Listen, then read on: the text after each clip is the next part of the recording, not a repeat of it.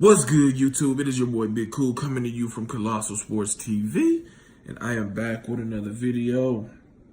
In this video, I'm here to talk about WBA Super Junior Lightweight Champion, Gervonta Tank Davis, who tweeted out earlier, how about 3 fights? I'll post the screenshot in this video, as well as some other topics I want to touch on in this video. But this pretty much leads me to believe that, we will not see Tank in the ring for the remainder of this year.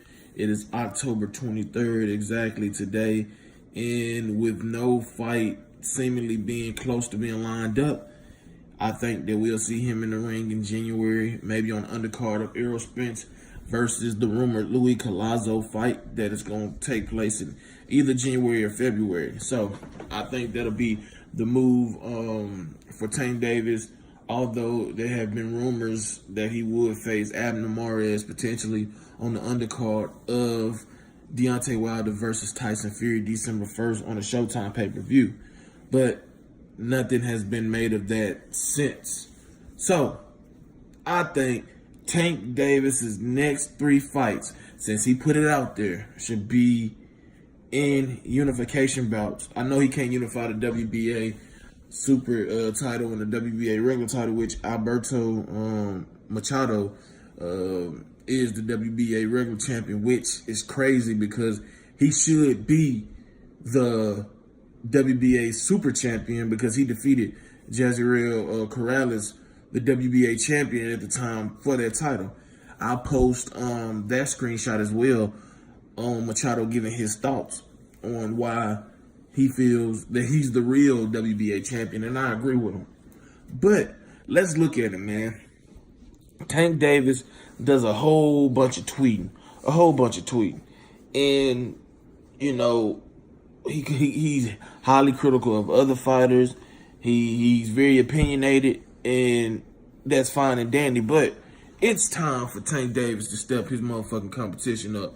Point blank, plain, simple, period, however you want to say it.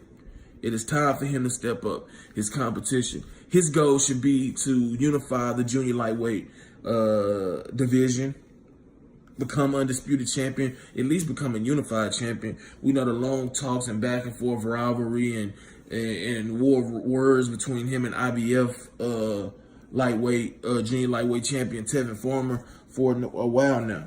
Farmer being from Philly, Davis being from Baltimore. That rivalry is there, and these guys genuinely do not like each other. Now, that is one of the fights that should be one of Tank Davis's 3 fights when he fights, next year. It don't need to be nobody else.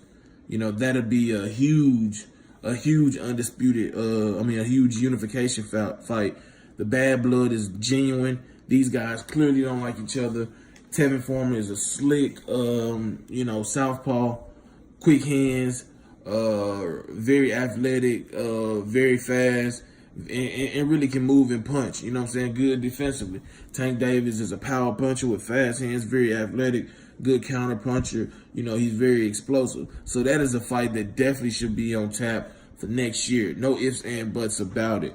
Then you got the aforementioned Alberto Machado, who is fighting this weekend on the undercard of Daniel Jacobs versus Sergey Derevchenko on HBO, where he will be making the second defense of his WBA regular title. I forget the cat's name he's going to be facing.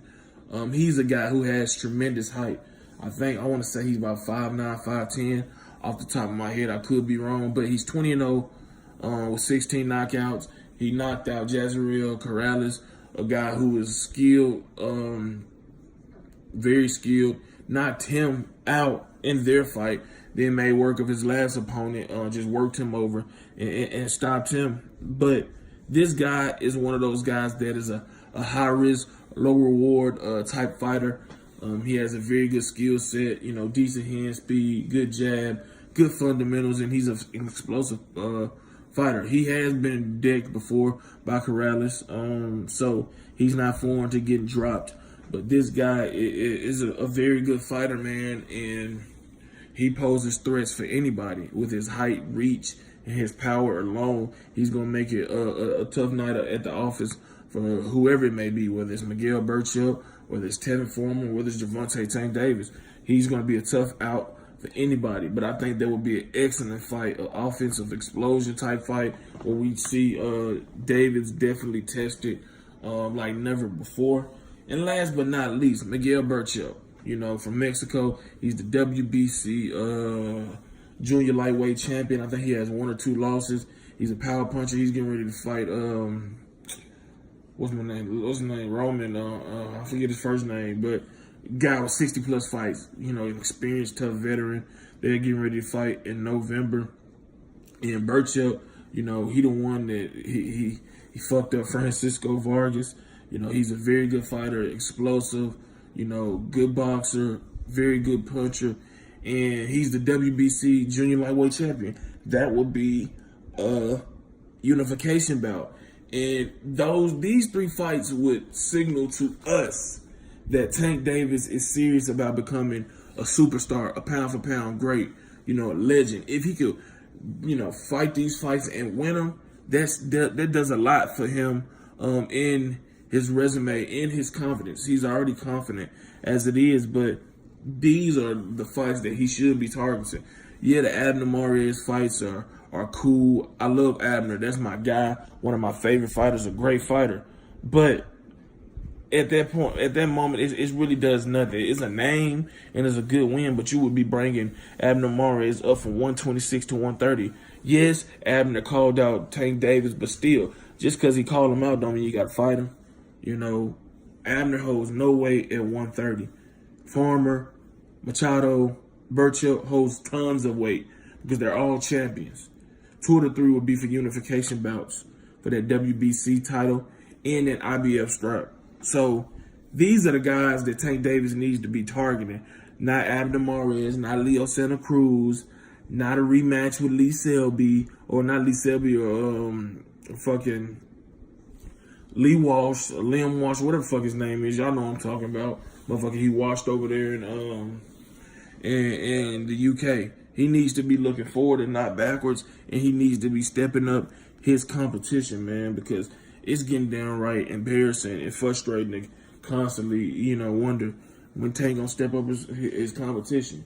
And I think that Floyd and Al need to say, look, man, you're gonna fight these champions. You're gonna earn that money that we giving you. Point blank, plain and simple. But those are just my thoughts on it, man. Hit that like button, subscribe button, and that notification bell button. Drop your comments in the comment section down below. Shout out to the movement and everybody else that is moving with us. Be sure to check out 3kingsboxing.com for your latest and greatest updated, unfiltered, and unbiased boxing news and information. Until next time, I am out. Peace.